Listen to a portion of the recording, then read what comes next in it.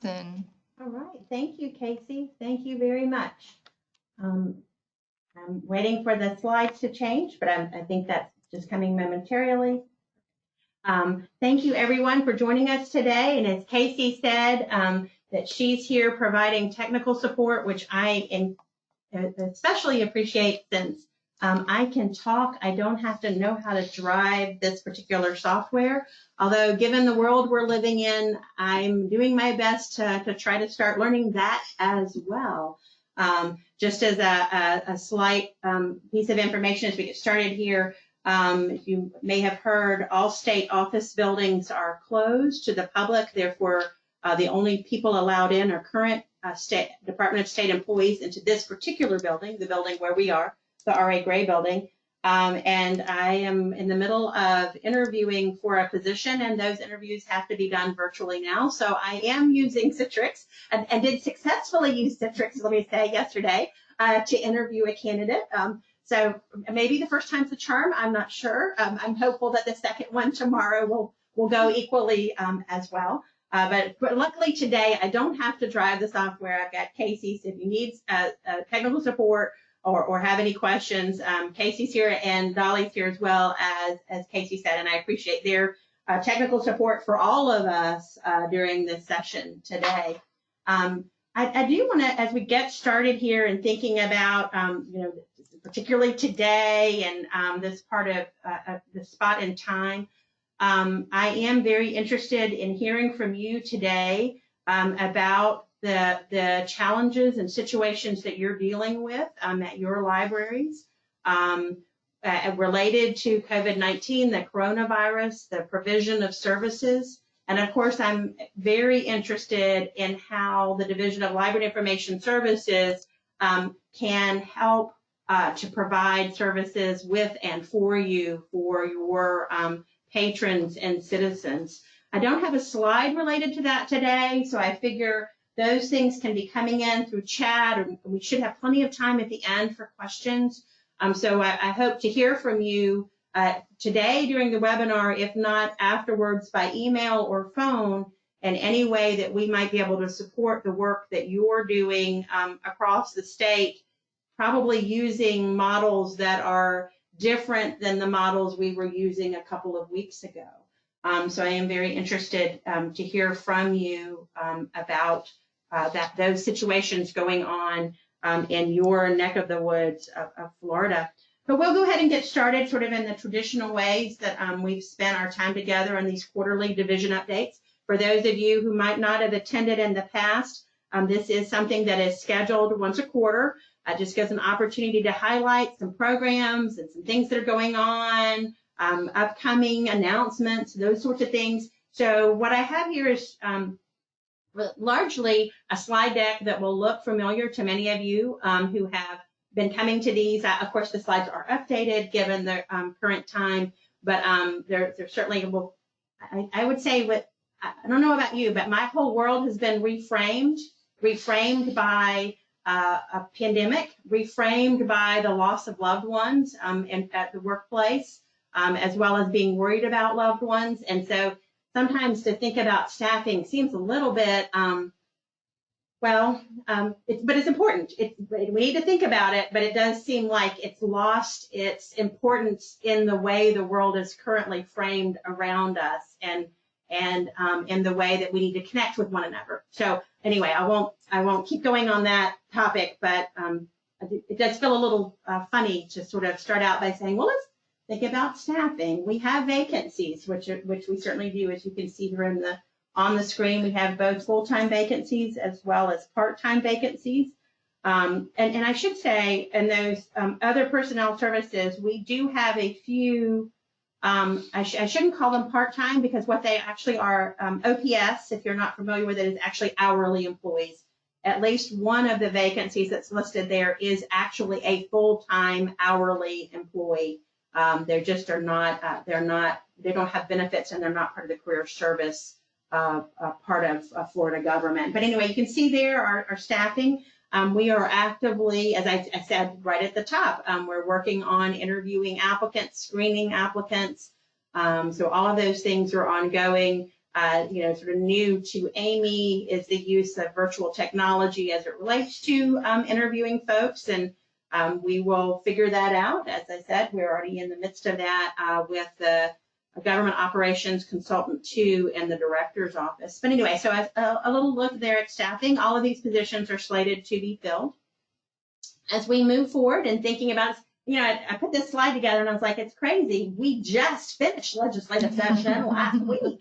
And here I am already sort of bringing up the fact of when legislative session is coming up next year. Although, I mean, it does seem like the time will pass quickly.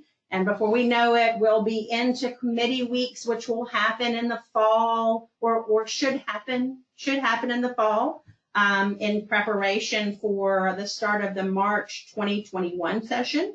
I'm sure you all, like I also am hearing through the media, that there very well may be a special session, which would mean a session that would be called on a particular topic that would happen prior to March 2021. There are several things being considered. The sort of the top consideration that I'm hearing in the news media as it relates to Florida's budget, which is, again, seems a little crazy to talk about since our elected officials just left Tallahassee at the end of last week, having voted, the House and Senate having voted on the budget, and we're already talking about the need for a special session. But a little bit more about that. We're going to dive a little deeper into the budget today as it stands, and so we'll see a couple more slides about that upcoming. As always, I'd like to remind you about our budget cycle. As we saw on the previous screen, because legislative session floats from from early calendar year to a little deeper in the calendar year, obviously this budget cycle does flex related to that. But for right now, this graphic is indeed correct in that right there at the upper left, General Appropriations Act was passed by the legislature in March, and indeed that did happen last week as everybody came back to town after voting most folks came back to town to vote on the House and the Senate to vote on the budget. So at this point, the budget is being prepared to be given to the governor, and that he would need to work and review the budget, as well as provide any line item vetoes prior to the start of the fiscal year, which for the state is July 1st. So anyway, just a sort of a snapshot there of our budget cycle. Did want to give you, as I promised, a couple of previews of our budget. This is our overall budget, and what I've given you here is a 5-year funding history. So you'll see there the $39.6 million there in bold. That's the current year that we're actively sitting in right now, sort of winding down, headed in, well, by goodness me, by next week, we'll be into the last quarter of this fiscal year.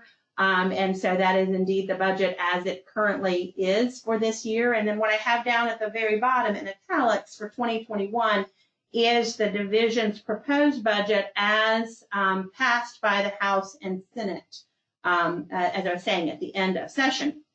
So until that is signed off by the governor, it's only that. It's just what we know and what was passed during legislative session. Just a quick reminder to folks, and actually, why don't we go on to the next slide, because you can see it a little better in the next slide. Thank you, Casey. The division's budget is made up of 3 different budget pots, with a terribly technical description of the division's budget. We have general revenue, which makes up 74% of the division's budget in the 1920 year, that year we're actually sitting in right now and getting ready to head into the 4th quarter. We do have 22% of our budget made up by the Federal Branch Trust Fund. That's what we call them in the state budget purposes. That is, of course, our Library Services and Technology Act funds, those funds that are appropriated to the state of Florida through a formula from the Institute of Museum and Library Services. So that's the 22% there you see under Federal Branch Trust Fund. And then we do have 5% of our budget that comes in through the Records Management Trust Fund. That is a trust fund that is we bring in fees for training and copies and storage, physical record storage, both printed records as well as electronic records. You can think of microfilm, microfiche, and any kind of micro format, as well as disk drives, hard drives, tape drives, anything people want to bring us. So anyway, we bring in revenue, and that revenue then, of course, pays for staff and programs, and that is 5% of our budget in the Records Management Trust Fund. So that's just sort of a way to look at our budget in any given fiscal year and see how it's made up. So that was, there we have it. So now on to looking at some individual programs. Again, this is a 5-year funding history through 1920 and where we sit right now in this current year as it relates to state aid. The budget that was approved by the House and Senate just last week did approve $17.3 million, or $4.5 million cut to the state aid to libraries program. So that's where that is projected as it moves again to the governor's desk for his consideration. And so I want to reiterate that I'm showing you 5 years of funding history, and then I've added a line at the bottom. I understand it's 6 years represented, but that bottom year, the 2021 year, is what is going to the governor and the Senate and the House's recommendation to the governor. So I realize it is 6 years, but truly 5 years of funding history.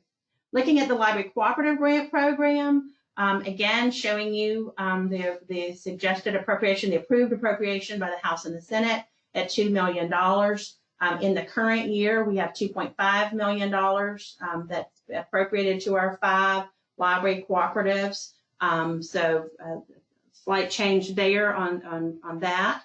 And the next and the last program we're going to look at together today is, next to the last one, the Public Library Construction Grant Program. The House and the Senate did approve $1 million, so that would fund 2 projects.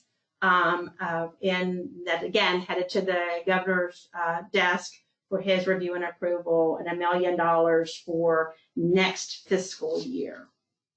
Last but not least, looking at LSTA funding. This is our funding that comes from the federal government. This is indeed a 5-year funding history, and truly a 5-year funding history, because these are monies that have been that $8.9 million there that, we're just nosing right up there to $9 million.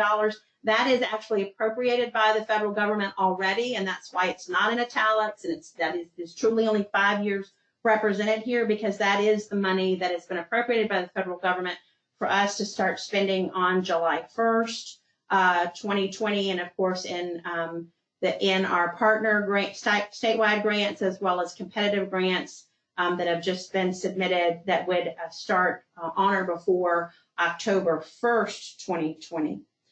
The second column there that's headed external awards, that is the amount that is actually, that amount is used by the State Library Council to recommend funding to the Secretary of State as it relates to the grant applications that were submitted on March 16th. So those external grant applications that came in, and the General Appropriations Act always has $2.15 million of authority for the State Library Council to recommend against that amount related to the grant applications that came in on March 16th. So that is a true 5-year funding history, because we have that appropriation from IMLS, and we know what that is. There is, and the asterisk there, I do anticipate that the amount going out in external awards may be able to go up slightly given the additional funds coming in from the federal government. That's not happened in the General Appropriations Act. If you actually read the language that we have in rule, what the language says is that the State Library Council will be told the amount that will be for them to recommend to the Secretary of State for funding overall, and that's based on what's in the General Appropriations Act. 2.15 is where the General Appropriations Act starts, and then additional authority can be added to that, and I do anticipate that we'll have some additional authority in this next year. My only question right now is what the timing for the release of that additional authority will be, and that's why I can't project it here right now. I know it'll be 2.15. I anticipate it will go higher perhaps after we meet. The State Library Council does meet at the end of April, and that's April 28th and 29th. I'm just double checking since I didn't write myself a note on that, so I'm making sure. Yes, 28 and 29. At this point, for the State Library Council members that are on online with us this morning, I have not yet had a chance to send you an email but I will be sending you an email, I hope a little later today, if not by the end of the week. The State Library Council meeting will be an online, a virtual meeting only.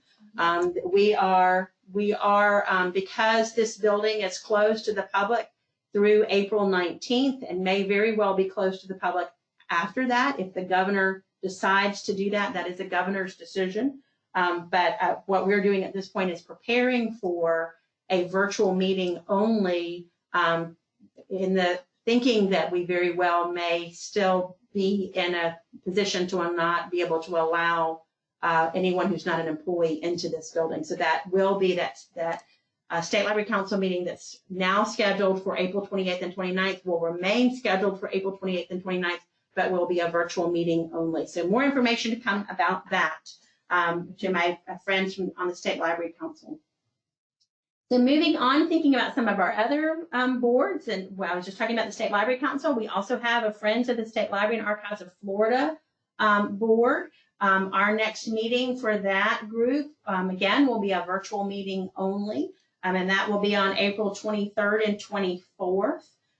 That information, I have let the board know, the CSO board, the Friends board, they are aware about the change to a virtual meeting only. I do still owe the board members, as well as letting any public members who would like to come know the connection information. So that is forthcoming for that. But April 23rd and 24th is our next Friends of the State Library and Archives of Florida meeting. This is a 501c3 authorized in Florida law that supports the division's programs and services. And it's a group that's just being reconstituted. I've talked about that before in this particular forum in my division update. So they're just, we're coming up in December. It's hard to believe, but in December they will have been reconstituted for 2 years. So they've been working hard on finalizing a long-range plan.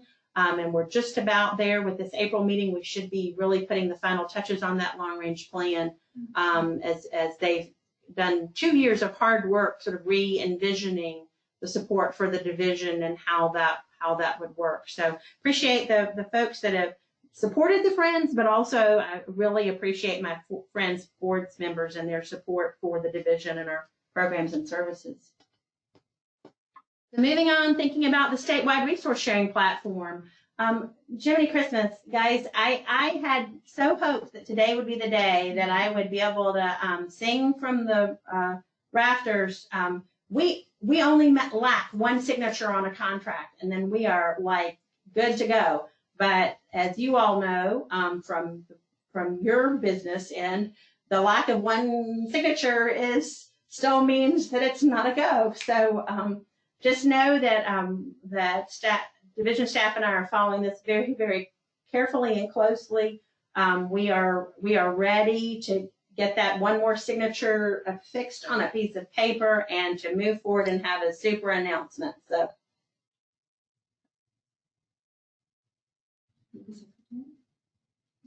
I just need one more signature, and then I will be able to get that completed, and then we will be doing lots of celebrating. And I know you will celebrate with us, and we look forward to telling you more about that as that's finalized. But know that it's close. I've told you that a million times, but it's really close now, so close. Did want to remind you about our referral interlibrary loan program. This remains in effect, and so if we can help you and your library with interlibrary loan, we are more than happy to do that. It certainly provides you more information on that at any point that you would like more information. You do see some information there on the screen about this particular program. We do have a number of grant programs with upcoming grant deadlines. I always like to remind you of that. In April, our public library construction grant program that grants are due. In June, library cooperative grants are due. And then, of course, in October, state aid to library grant deadlines. So just a reminder about those. Most of you probably can recite those deadlines more easily even than I can, because I know you know that they're coming up and when they hit. But I always like to remind you about our upcoming grant deadlines. As I said, the LSTA grant deadline was March 16th, so we received a nice healthy submission, over 40 applications. I didn't bring on my, oh, I did. I thought I didn't bring my notes with me, but I did. I'm doing this from memory, but over 40 grants were submitted for the LSTA, so we're excited about that. The grants are currently being reviewed for eligibility, and so once that's finished, they will be sent on to the State Library Council for them to start working their magic before that meeting that'll be at the end of April. So moving forward, thinking about Career Online High School, I'm sad to say that yet once again, this program did not get any, unless you get any funding in the 2021 proposed budget as passed by the Senate and the House. However, even saying that, and that is sad for me to say, I will tell you that we have over 700 graduates in the state of Florida. So this number continues to grow. People are still in the program. They're still completing the program. Many library systems have purchased scholarships directly and have kept the program going. And so we have over 700 graduates, and there are over 350 students still continuing on with their studies. So I do still bring this up because it's a good to remind all of us that this program still remains active in the state of Florida. Not as active as it was when it was once funded by the state. I understand that, but still it is an active program. And it is quite exciting to me that we had a number of LSTA grant applications that came in support of this program. So I'm hopeful that the State Library Council will review those applications with an eye to recommended funding to the Secretary of State. So still a very exciting program going on in public libraries all across the country, but here in Florida is where I'm really highlighting your hard work with all these folks. As always, we are in the midst of rule revisions. This is an ongoing, I don't think in all my division updates I've ever had a division update where I didn't have some rule that I was reporting on, either that we're actively working on or getting ready to start. Right now, I will say the grants rule revision is final. So that is all in place. The rule revision that we have going on right now, as you can see from the screen, is related to our record schedules, specifically the GS7 for public schools, the GS13 for tax collectors, and the GS14 for public utilities. And I do know that staff in the Bureau of Archives and Records Management already have sort of in their sites the record schedules that will be being revised through rule next. So they've got some coming up on the horizon. So I know that will, again, this will be a slide that I get to talk about at least every quarter. We're doing rule revisions, which is important. Just to remind you that you can go to flrules.org and you can make an account for yourself, and you can follow any rule that the state has. This is sort of the administrative language that carries out law by agencies. And so if there is a rule, doesn't have to necessarily be something for the Division of Library Information Services. It could be from any state agency. You can make an account for yourself, and you can go in, and then the system will automatically give you reminders when when those rules are being revised. So anyway, just a plug for that. I find it useful.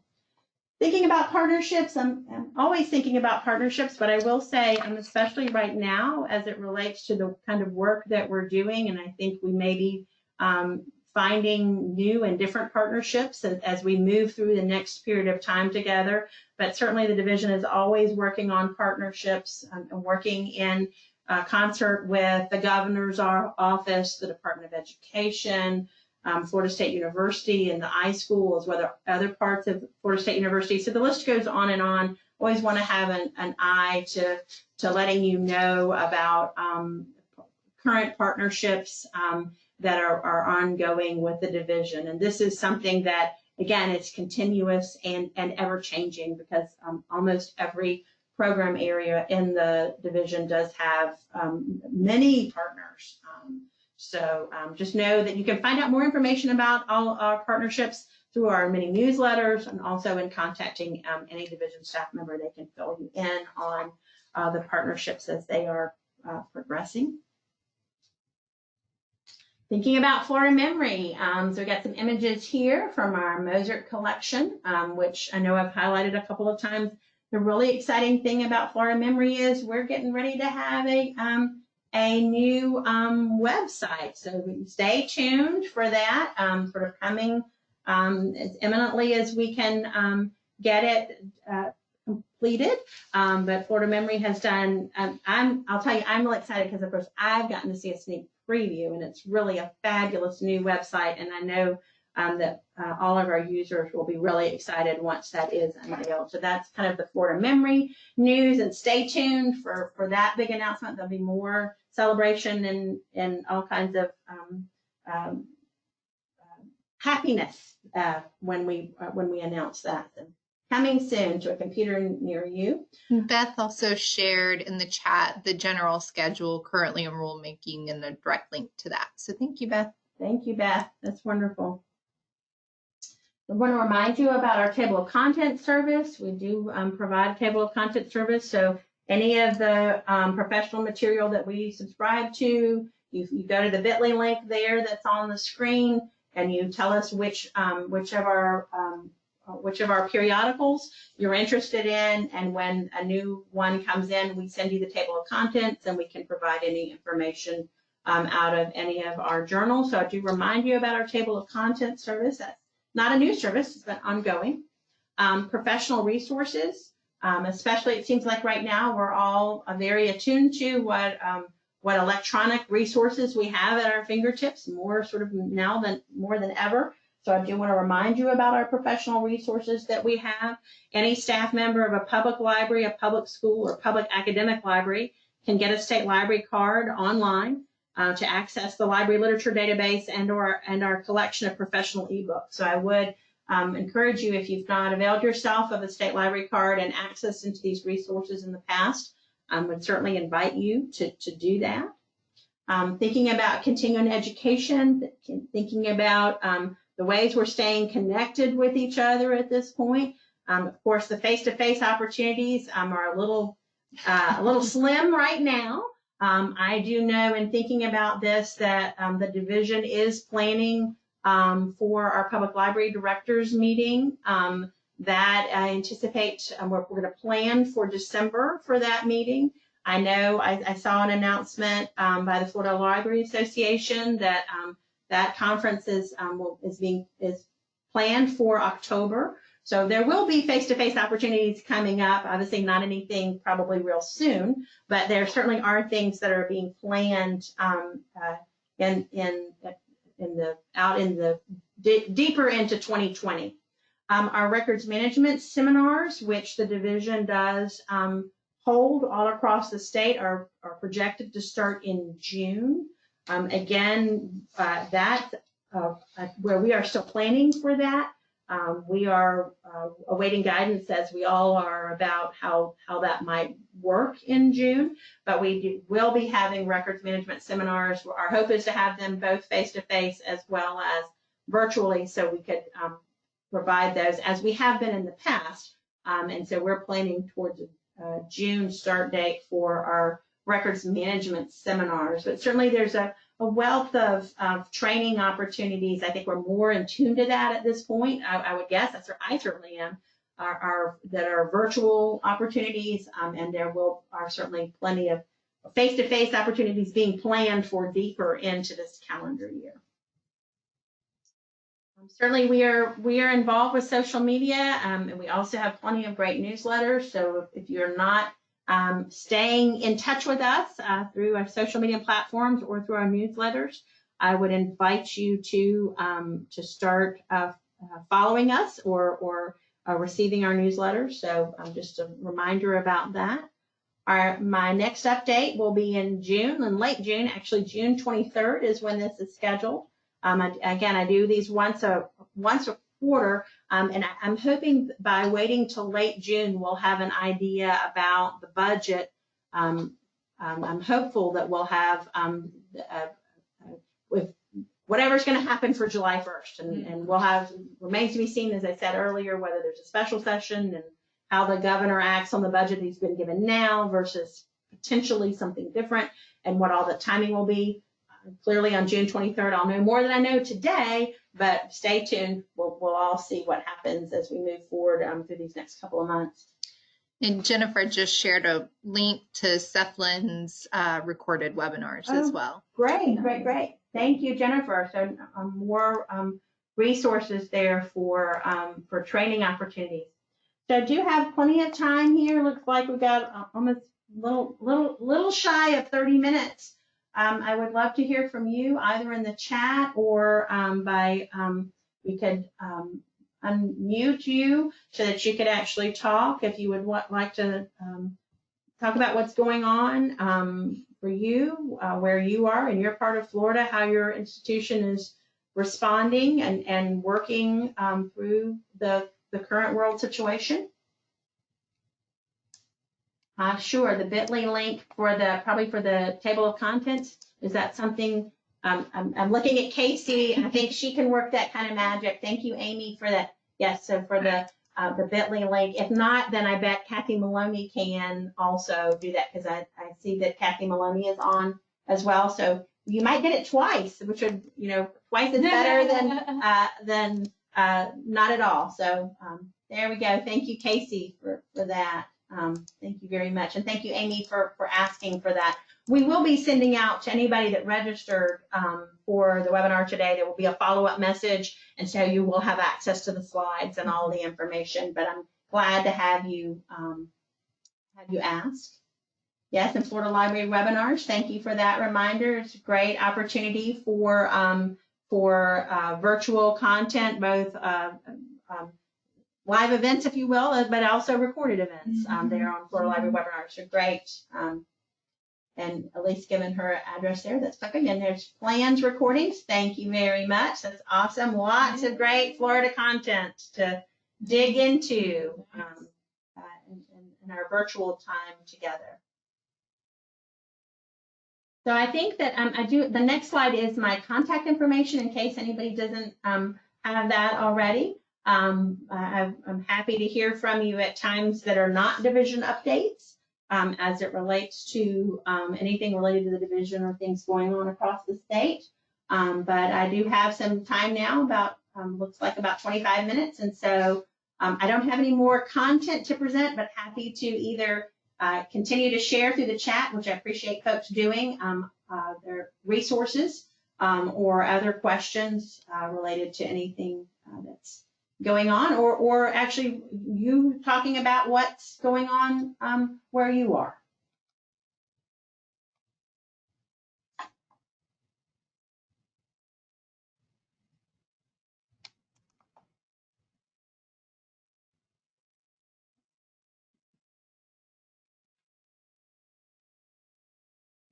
I do note that some people are leaving, and that's just fine and certainly understandable, since we are the content is of this particular update is over. Happy to stay on.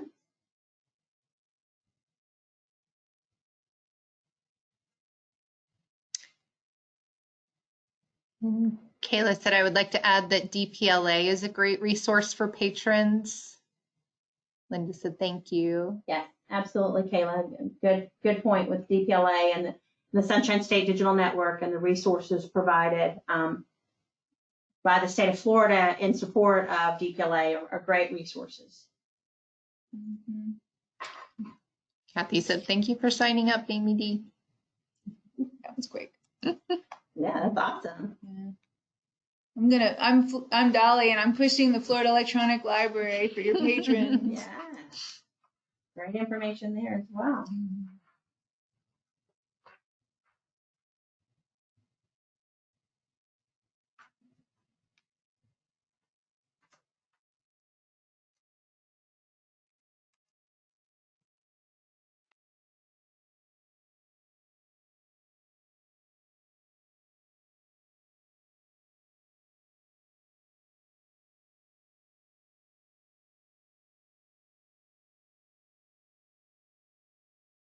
done. All right, I think most people are starting to bounce out. So we're going to go ahead and close this down. And just a reminder that you will get an email with the link to the video, and it will also be up on our YouTube. So thank you everybody for joining us today, and have a good rest of your day.